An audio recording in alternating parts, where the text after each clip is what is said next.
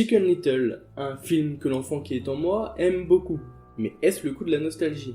En le revoyant, je peux vous dire que ouais, un peu. Le film est toujours sympa à regarder, je trouve, mais voilà quoi, il casse pas trois pattes à un canard, ou à un poulet. Il est loin d'être le meilleur Disney de l'univers, mais toujours est-il que j'ai quand même passé un bon moment en le revoyant. Ce film est surtout connu pour être l'un des premiers films Disney en animation 3D. À vrai dire, il en est même le deuxième après l'incroyable, que dis-je, l'extraordinaire Mickey, il était 2 fois Noël. Sauf que là, il a la particularité de sortir au cinéma et pas directement en VOD. Et il s'agit d'un enjeu de taille pour un film qui doit succéder au plus grand Disney de tous les temps, j'ai nommé La Ferme se rebelle. Je vole donc je suis, c'est ma devise. Dès que je... Le film sort en France le 7 décembre 2005 et s'inspire d'un conte anglais traditionnel, Henny Penny, plus connu sous le nom de Chicken Little. Petite particularité, ce n'est pas la première fois que les studios Disney s'inspirent de ce conte. Chicken Little de 2005 n'était pas le premier coup d'essai pour Disney, car le conte fut déjà adapté en 1943 par le studio. Et au vu de la date, vous vous doutez bien que c'était dans un contexte bien différent. Bon déjà, qu'est-ce que c'est que ce Henny Penny qui a inspiré ces 2 Chicken Little?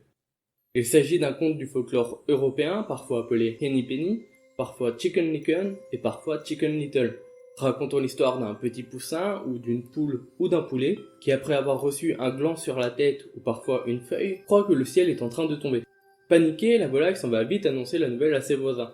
À partir de là, les fins divergent selon les versions. Alors que certaines évoquent un renard qui invite les animaux chez lui sous prétexte de vouloir les aider ou alors de les abriter, mais dont le réel but est de les dévorer, d'autres versions laissent la vie sauve au petit poussin qui peut s'échapper à temps. Enfin, dans certaines, plus optimistes, tous les animaux arrivent auprès du roi de leur royaume, parfois en échappant au renard, pour lui annoncer la terrible catastrophe. Comme tout conte, son objectif premier, au-delà du divertissement, est de transmettre un message et une morale à ceux qui l'écoutent. Ici, le sujet du conte semble se baser sur la peur et l'hystérie collective, ainsi que la paranoïa et l'effet de groupe. Cela est au cœur du conte, en témoignent les répétitions dans certaines versions, où l'on retrouve souvent une phrase du genre « Le ciel tombe? Comment le sais-tu? Henpen me l'a dit. Comment le sais-tu, Henpen? Chicken Little me l'a dit. Comment le sais-tu, Chicken Little? Je l'ai entendu de mes oreilles, je l'ai vu de mes yeux, et une partie du ciel est tombée sur ma queue. » Le conte permet alors de montrer comment une rumeur peut se propager et mener à une catastrophe complètement différente.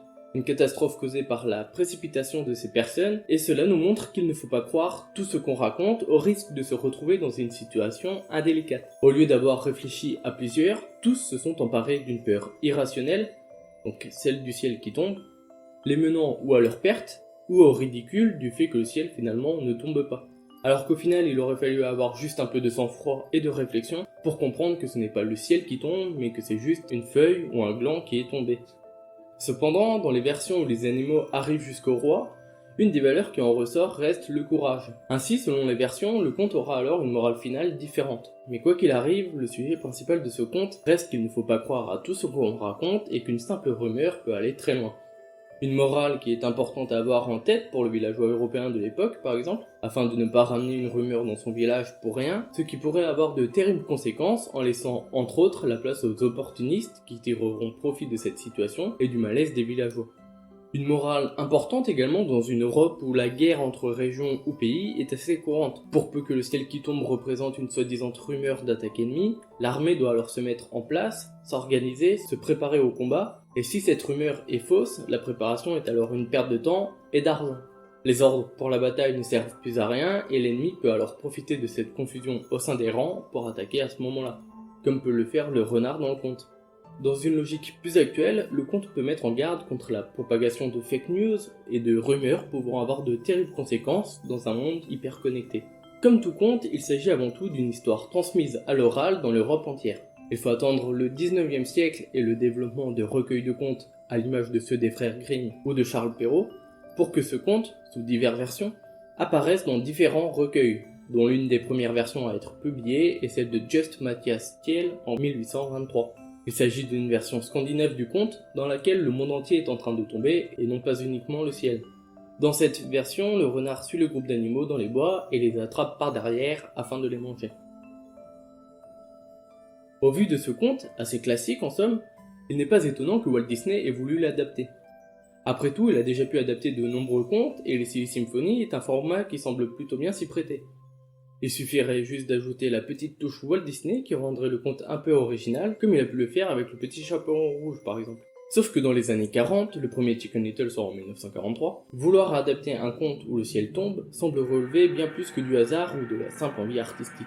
Dans un monde ravagé par de nombreuses crises, d'abord celle de 29 puis la Seconde Guerre mondiale, le ciel qui tombe est plus qu'équivoque. La sensation d'un monde qui tombe, d'un monde qui change, d'un ciel qui disparaît sous la fumée des bombardements et la silhouette des avions, c'est un peu le quotidien à cette époque.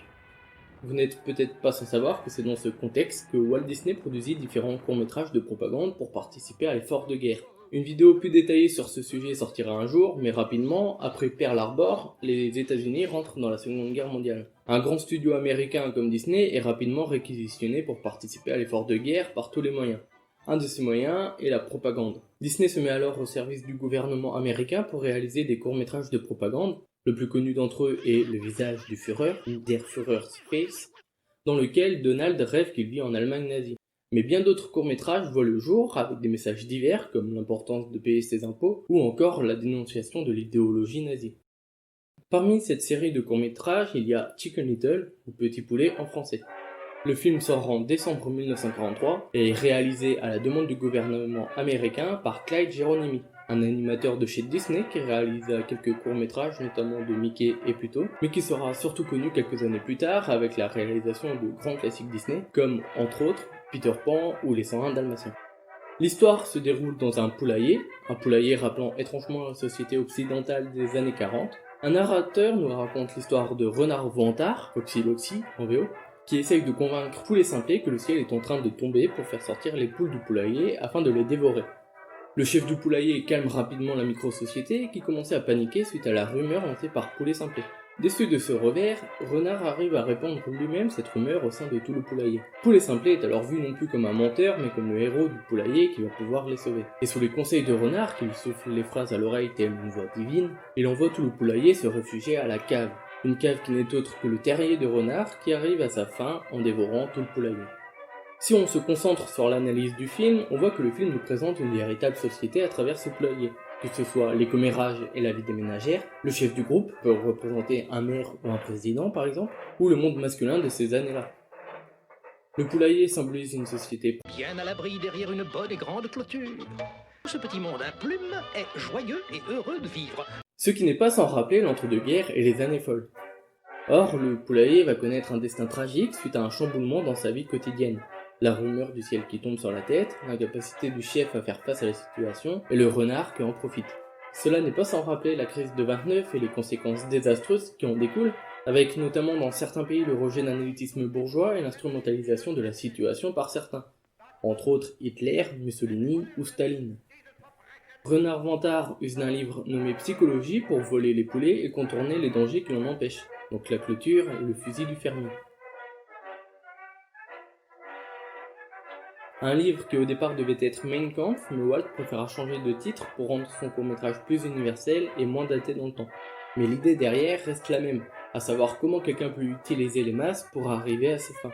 Avec ce livre, notre cher renard, à l'image d'Hitler, de Mussolini ou de Staline, va réussir à contrôler les masses, et à manipuler la foule. Les citations « Pourquoi se contenter d'un seul si on peut en avoir plus, n'est-ce pas ?» Je cite, « Pour agir sur les masses, il faut s'attaquer aux moins intelligents. » Fin de citation. Illustrent parfaitement ce parallèle et rappellent le populisme et la démagogie utilisés par ces orateurs totalitaires.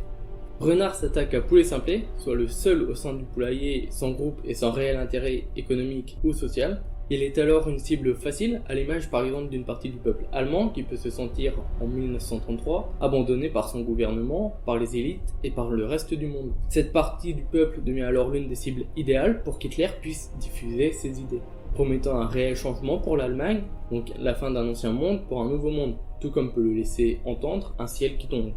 Pour développer ces idées, quoi de mieux que la communication et la propagande afin de mieux manipuler les masses, comme le fait Renard également, car Quitte à mentir, ne vous contentez pas d'un petit mensonge, faites-en un grand.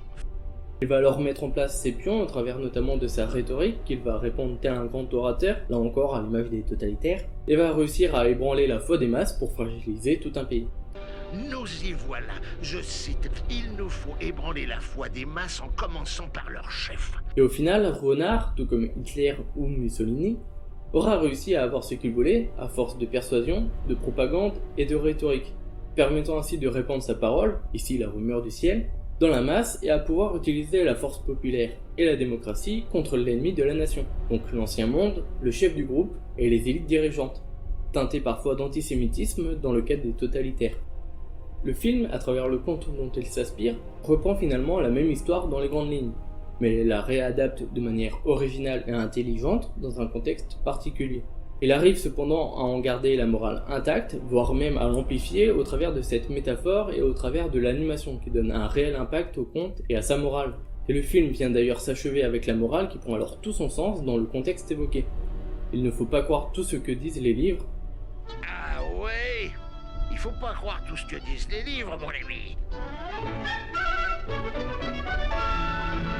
Une morale qui précède l'image marquante de ce cimetière de poulets, symbole de toutes les victimes du totalitarisme, à une époque où l'on est encore bien loin de s'imaginer les camps de la mort et le réel nombre de victimes.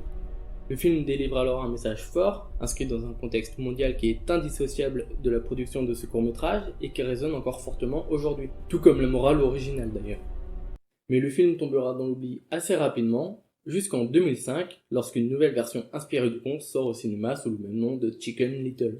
La production de ce film commence dès septembre 2001 et est bien loin du film que l'on connaîtra. Le réalisateur Marc Dindal, qui est connu surtout pour avoir réalisé Cusco l'Empereur Mégalo, avait l'idée d'une petite poule qui rejoint un camp d'été et qui apprend que l'un des directeurs de ce camp mène un projet afin de détruire la ville de la poule. Petit à petit, le scénario va évoluer pour mettre de côté le camp d'été et le directeur du camp au profit d'une invasion extraterrestre et va donner le film que l'on connaît aujourd'hui. On s'éloigne alors du film de 1943 et du conte traditionnel. Le film peut être plus vu comme la suite du conte dans ses versions la plus optimiste, où les animaux ont survécu. En effet, Chicken Little, après avoir alerté tout le village que le ciel tombe, comme dans le conte, et qu'au final il ne s'agissait que d'un gland, Chicken Little suit sa vie et devient la risée du village jusqu'à ce qu'il réitère un an plus tard. Et on ne le croit toujours pas, sauf que là, c'est vraiment le cas. On notera en plus du conte de Chicken Little, dont il s'inspire plus qu'il ne le réadapte finalement, une inspiration de la fable de l'enfant qui criait au loup. Deux histoires qui ont la particularité de se baser sur la rumeur et les conséquences que ça entraîne, mais qui sont pourtant toutes les deux contraires. D'un côté, nous avons une rumeur qui est perçue comme vraie alors que non, le ciel tombe, et de l'autre, une rumeur qui est perçue comme fausse alors qu'elle est vraie, le loup arrive dans le village. Et le film n'a quasiment plus rien à voir avec le conte original en réalité. Comme on a dit, il s'en inspire juste pour le background de Chicken Little. Suite à quoi, les studios ont fait rencontrer ce conte avec l'enfant qui crie au loup, et un mélange de guerre des mondes et d'autres histoires de science-fiction. Et voilà, cela donne un nouveau film. La morale reste différente du conte et du premier film, allant même à certains moments à l'inverse. En effet, à la fin, celui qui a raison, c'est Chicken Little. Mais là n'est pas le message principal du film. Le message principal est plus basé sur la tolérance et le respect d'autrui et de ses croyances, sur la superficialité et l'hypocrisie des personnes, mais aussi l'importance de la communication dans les relations sociales. Une morale qui se base plus sur la relation entre les uns et les autres, donc sur les interactions sociales et individuelles, dans le sens entre individus, plus que sur les réactions de groupe et l'influence du groupe, bien que celle-ci soit présente également, mais dans le sens inverse du conte. Tout le monde se ligue contre Chicken Little sans forcément d'argument. Là où dans le conte, tout le monde rejoint Chicken Little sans argument non plus.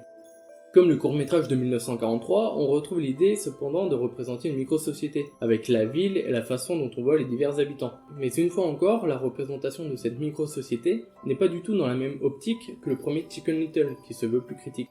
Dans ce film, la ville sert surtout à ce qu'on se familiarise avec les personnages et qu'on puisse les humaniser. Au final, Chicken Little de 2005 s'éloigne de ses inspirations, donc le conte traditionnel et le film de propagande de 1943. Il s'en éloigne par son histoire, qui s'inscrit plus comme une suite originale du conte traditionnel, mais aussi par le message qu'il fait passer. En soi, le Chicken Little de 2005 ne s'inspire pas vraiment du court-métrage, les deux étant complètement différents tant dans leurs propos que dans leur contexte de production et le but derrière la création de ce film. Alors que le film de 1943 s'inscrit plus comme un Disney traditionnel, notamment comme une production des Silent Symphony par exemple, en réadaptant à sa façon un conte traditionnel tout en gardant les principales étapes des contes et en jouant avec les codes de ceux-ci, le film de 2005 ne s'inscrit pas comme une adaptation du conte, mais une réécriture de celui-ci, voire même une parodie de celui-ci, en reprenant tous les éléments du conte, les personnages, l'histoire, etc., mais en les détournant, les caricaturant et en jouant avec, et en l'inscrivant dans notre époque avec les codes de films qui marchent, notamment de la science-fiction, mêlant alors l'histoire traditionnelle connue de tous, et une nouvelle histoire créée à partir des éléments du conte. Alors certes, les deux films s'inspirent du conte traditionnel, portent le même nom et sont produits et réalisés par Disney. Mais les deux n'ont rien à voir, et on ne peut même pas dire que le court-métrage de 1943 ait servi d'inspiration pour le conte de 2005. Et si les deux ont des similitudes, notamment au travers du ciel qui tombe ou encore de certains prénoms des personnages, c'est parce que la seule chose qu'ils ont en commun, c'est l'inspiration commune du conte Chicken Little. Un conte qui reste encore d'actualité aussi bien par son influence que par sa morale qui trouve écho aussi bien au sein de la société européenne d'avant que dans celle du milieu du XXe siècle ou que dans notre société contemporaine ultra connectée qui n'est pas à l'abri de fake news aux effets dévastatrices. Et je pense que si Chicken Little aurait dû sortir aujourd'hui, il aurait sans doute été plus fidèle au conte traditionnel afin de mettre en avant les dangers des réseaux sociaux et toutes ces choses-là. Et vous, que pensez-vous de ce film ? J'aimerais bien avoir vos avis et vos analyses dans les commentaires. Donc n'hésitez pas à m'en faire part. Merci d'avoir regardé cette vidéo, une vidéo un peu plus longue que d'habitude et qui lance une nouvelle série sur la chaîne. Une série où il s'agira d'analyser les inspirations des différentes œuvres de Disney. Donc surtout, dites-moi ce qui pourrait être amélioré ou ce que je peux faire pour les prochaines vidéos de cette série. Si la vidéo vous a plu, n'hésitez pas à mettre un pouce bleu, à la partager et à vous abonner si ce n'est pas déjà fait. Quant à moi, je vous dis à très bientôt pour une prochaine vidéo.